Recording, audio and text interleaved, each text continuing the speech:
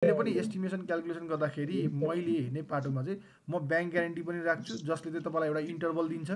यो ठेक्का मिनिमम कति हुन्छ, म्याक्सिमम कति हुन्छ भन्छ, त्यो हिसाबमा हेर्नु पाइन्छ। जस्तै एउटा ब्याङ्क ग्यारेन्टी तपाईँको के हुन्छ, 2 देखि 3% मागेको हुन्छ। त्यसको 2 र 3 को हिसाबमा हामीले लिएर चाहिँ म्याक्सिमम र मिनिमम एस्टिमेट कति हुनसक्छ भनेर यसरी चेक गर्छौँ।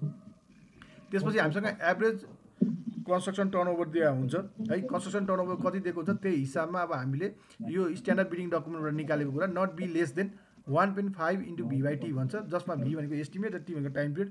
टाइम पिरियड कहाँ हुन्छ भन्ने कुरा तपाईँलाई लाग्ला। यो स्पेसल कन्डिसन अफ कन्ट्र्याक्टमा तपाईँको त्यहाँ इन्टेन्स कम्प्लिसन डेट भनेर लेखिएको हुन्छ, त्यहीँबाट हेरेर चाहिँ तपाईँले यसलाई राख्नुपर्ने हुन्छ। र यसरी तपाईँले हिसाब गरेपछि यो यतिसम्म चाहिँ हाम्रो भ्यालु आउन सक्छ भन्ने कुरा चाहिँ यहाँ हिसाबमा आउँछ।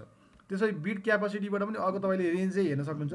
बिड क्यापासिटी पनि 80 देखि 100% मागिरहेको हुन्छ ठेकाहरूमा। त्यसले गर्दाखेरि हामीले 80बाट र 100बाट हामीले इन्टरभल निकाल्छौँ। इन्टरभल निकालेपछि यो इन्टरभलभित्र भित्र पऱ्यो कि परेन, यो माथिको मात्र चेक गर्ने कि यहाँ तलबाट पनि चेक गर्ने, पऱ्यो कि परेन भनेर हामीले चेक गर्छौँ है।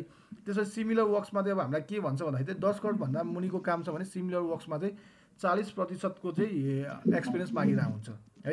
एउटा कामको एस्टिमेसनको तपाईँको 40% को चाहिँ एक्सपिरियन्स मागेको हुन्छ। त्यो होइन 10 गुणा माथि छ भने चाहिँ तपाईँको जहिले पनि 60% अफ द एस्टिमेटेड एमाउन्ट चाहिँ तपाईँसँग एक्सपिरियन्स माग्छ।